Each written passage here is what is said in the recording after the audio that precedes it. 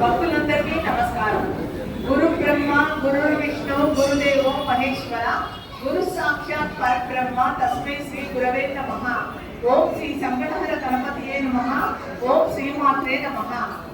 ఈ రోజున మనము క్షమాగుణం సహన ఫలం, క్షమాగుణం కలిగి ఉండడం వల్ల ఎటువంటి ఉత్తమమైన ఫలితాలు వస్తాయి, సహన ఫలం వల్ల ఎటువంటి ఫలాలు వస్తాయి, ఈ రెండు ఎంత అత్యున్నతమైన గుణాలు అనే విషయం గురించి కొన్ని విషయాలు కొన్ని తెలియజేస్తాను. క్షమాగుణం సహన ఫలం. క్షమాగుణం అనేది భగవంతుడు మనిషికి ప్రసాదించిన అత్యుత్తమ వరం, అత్యున్నత ఆధ్యాత్మిక గుణం క్షమాగుణం. సంప్రదాయ ధార్మిక మానసిక సామాజిక కోణాలలో చూడాల్సిన గొప్ప శక్తి ఏదైనా ఉంది అంటే అది క్షమాగుణమే. క్షమ మనిషి హృదయ ఔన్నత్యానికి ప్రతీక. మనకు ఎవరైనా బాధ కలిగించినా, అవమానించినా, అన్యాయం చేసినా అవేమీ పట్టించుకోకుండా, మనసులో పెట్టుకోకుండా మనస్ఫూర్తిగా మన్నించడమే, క్షమించడమే క్షమాగుణం.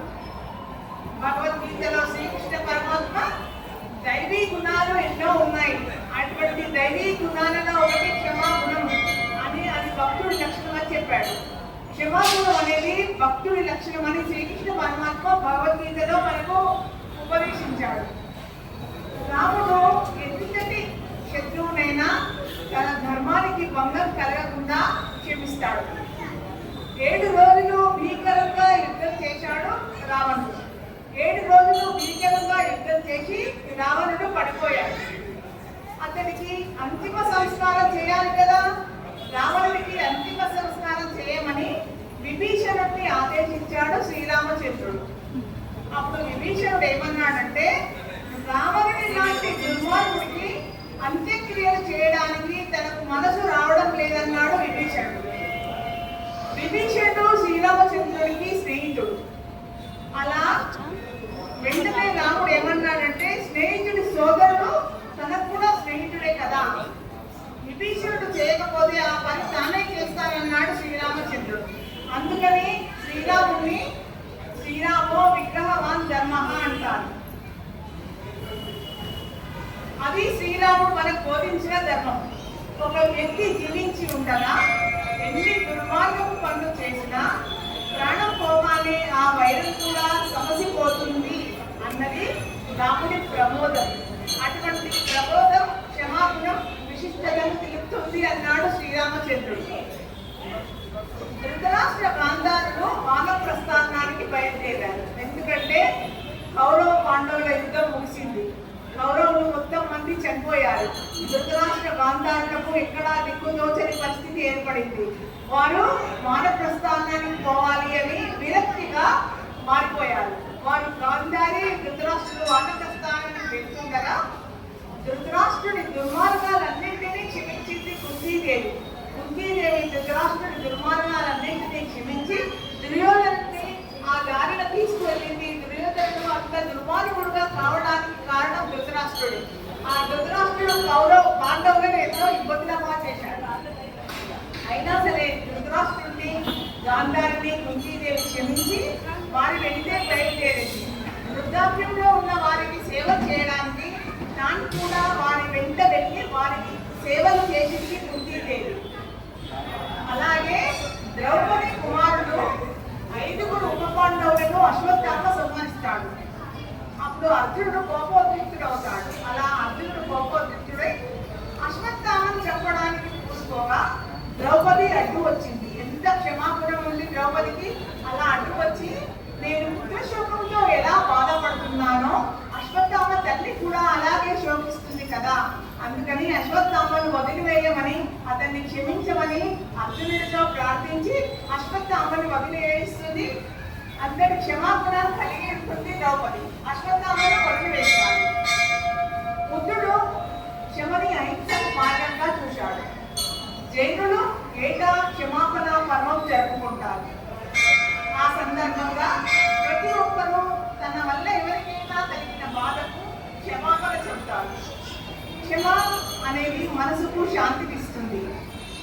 మదిలో ద్వేషాన్ని నింపుకోవడం అంటే చేతిలో నిప్పులు పట్టుకుంటే లెక్క అని చెప్తున్నారు. మన్నించడం వల్ల మనసు తేలికపడి ప్రశాంతత కలుగుతుంది, ప్రశాంతత వస్తుంది. ప్రతీకారం అనేది రక్తపాతాలకు దారితీస్తే క్షమాపణం అనేది సమాజానికి శాంతి దిశగా నడిపిస్తుంది. క్షమ అనేది బలహీనత కాదు. వారు క్షమించారు, బలహీనతలు వారు చేతగాని వారు అనుకోకూడదు. క్షమ అనేది బలహీనత కాదు, క్షమ అనేది బలవంతుడి లక్షణం అని చెప్పారు మహాత్మా గాంధీ. తప్పు చేసిన వారిని శిక్షించే కన్నా మన్నించి ప్రేమిస్తేనే వారి మనసులు మారుతాయన్నారు స్వామి వివేకానంద. క్షమ తపస్సులతోనే భగవంతుడిని సులభంగా పొందగలం అని యజుర్వేదం చెబుతోంది. యజుర్వేదం ఏం చెబుతుందంటే ఎప్పుడు ధ్యానం చేస్తూ తపస్సు చేస్తూ అందరినీ క్షమించడం వలన మంచి లక్షణాలు అలవడతాయి, మంచి ఆధ్యాత్మిక ప్రగతి ఏర్పడుతుంది అని యజుర్వేదంలో చెప్పబడింది. సాధన ద్వారా క్షమాగుణాన్ని మనం సాధించాలి. మన్నించగలగడం మన ఆధ్యాత్మిక ప్రగతికి మార్గం. మనం మన్నించడం వల్ల ఆధ్యాత్మికంగా ఎదుగుతాము. దానివల్ల మానసిక ఒత్తిడి, ఆందోళన తగ్గి మనసుకు ప్రశాంతత లభిస్తుంది. మనము ఒకరి మీద కోపము, ద్వేషంతో ఉండి రగిలిపోతూ ఉండి నిద్ర లేకుండా ఆరోగ్యం చెడగొట్టుకుంటూ ఆరోగ్యాన్ని పాడు చేసుకుంటూ వాడి మీద పగ తీర్చుకోవాలి, వాడు మనం ఇలా చేశాడు వాడిని మళ్ళీ ప్రతీకారం తీర్చుకోవాలి, ఈ విధంగా చేయడం వలన ఆరోగ్యం దెబ్బతింటుంది, ఆందోళన ఒత్తిడి పెరుగుతాయి. అందువలన మానసిక ఒత్తిడి, ఆందోళన తగ్గి మనసుకు ప్రశాంతత లభిస్తుంది. క్షమాపణం వల్ల నిద్ర మెరుగుపడి మంచి ఆరోగ్యం చేకూరుతుంది. క్షమాగుణం అనేది చెప్పంగానే ఒకటేసారి వచ్చేది కాదది. ప్రవచనాలు వినడం వలన, ఆధ్యాత్మిక గ్రంథాలు రామాయణ, భారత, భాగవతాలు చదవడం వలన, ధ్యానం చేయడం వలన, 10 తరాల వలన మనం సాధన చేయాలి. అలా సాధన చేస్తే మనం క్షమించే అలవాటు, క్షమించే గుణం వస్తుంది. శివపురాణంలో చెప్పినట్టుగా క్షమయే పరమధర్మం. శివపురాణంలో చెప్పారు క్షమయే పరమధర్మం అని. అదే అంతిమ శాంతి మార్గం అని శివపురాణంలో చెప్పబడింది.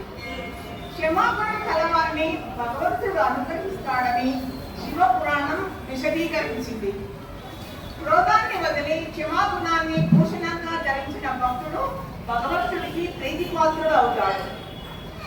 ప్రహ్లాదుడు తన తండ్రి హిరణ్యకశిపుడు తనను ఎన్ని బాధలకు గురి చేసినా అన్నింటినీ భరించి ఆయన ఎన్ని కష్టాలు పెట్టినా తండ్రిని క్షమించి విష్ణు దర్శనం కాగానే ఏం చేశాడు?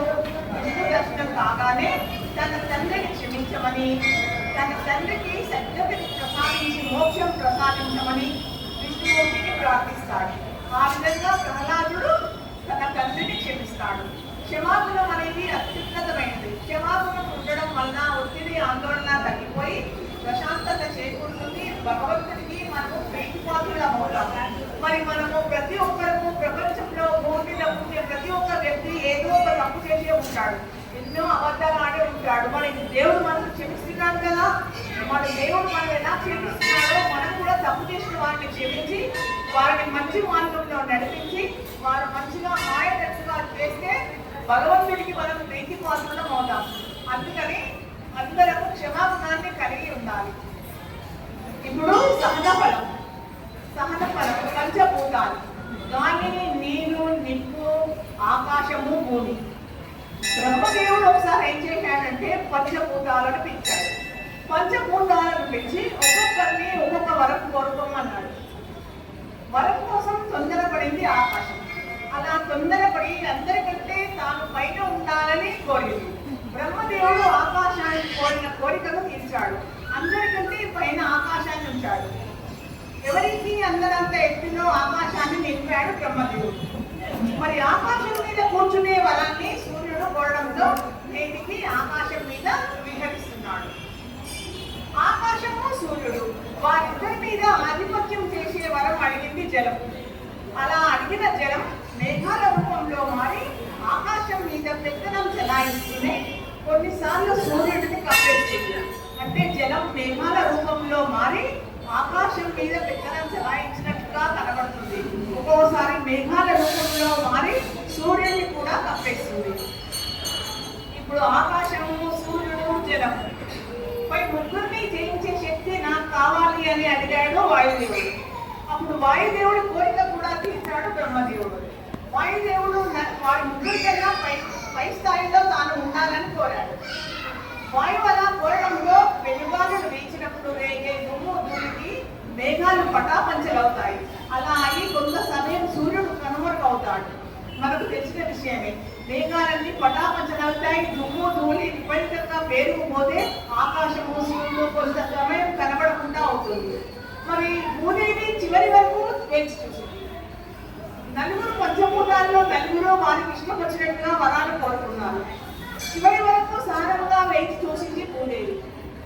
ఆమె ఏమి కోరింది అంటే, ఆకాశము సూర్యుడు జలము వాయువు నలుగురు నాకు సేవ చేయాలని కోరడంతో బ్రహ్మ అనుగ్రహించాడు.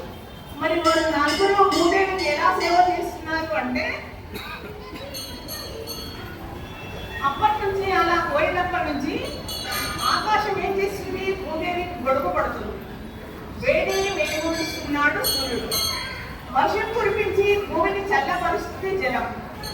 సమస్త జీవకోటికి భూమి మీద ఉన్న సమస్త జీవరాశులకు ప్రాణవాయువు అందిస్తున్నాడు వాయువు. స్నానంతో వెలిగి వరం కోరిన భూదేవికి మిగతా భూతాలన్నీ సేవకులయ్యాయి. సహనము అనేది చాలా ఉత్తమమైనది. సాధనలో అద్భుత ఫలితాలను పొందగలరు అని చెప్పడానికి నిరూపించడానికి భూదేవి కథ చాలు. సహనానికి ప్రతిరూపమే స్త్రీ. అందుకే భూదేవిని ఓర్పు సహనానికి ప్రతిరూపంగా చెప్పారు పెద్దలు. సహనం అంటే నిగ్రహం పాటించడం. కష్టాల్లో ఉన్నప్పుడు ఉద్వేగాన్ని దాటవేయడం లేదా వాయిదా వేయడం, బాధను అధిగమించడమే సహనం. సహనంగా ఆలోచించే వారికి సమస్యలు దూరం అవుతాయి. ఏవైనా సమస్యలు వస్తే తొందరపడకుండా సహనంగా ఆలోచిస్తే ఆ సమస్యలు దూరం అవుతాయి. ఏదైనా పెద్ద సమస్య వచ్చిందనుకోండి, ఆ సమస్యకు మనం పరిష్కారం చూడలేకపోతే ఆ పెద్ద సమస్య ఎదురైతే సహనంగా ఆలోచించి అనుభవజ్ఞులను ఆశ్రయించాలి. అనుభవజ్ఞులను ఆశ్రయిస్తే ఆ సమస్యకు పరిష్కారం తప్పకుండా దొరుకుతుంది. ప్రతి సమస్యకు పరిష్కారం ఉంటుంది. భగవంతుని అనుగ్రహం కోరుకుని అనుభవజ్ఞులను ఆశ్రయిస్తే ఆ సమస్యకు పరిష్కారం దొరుకుతుంది.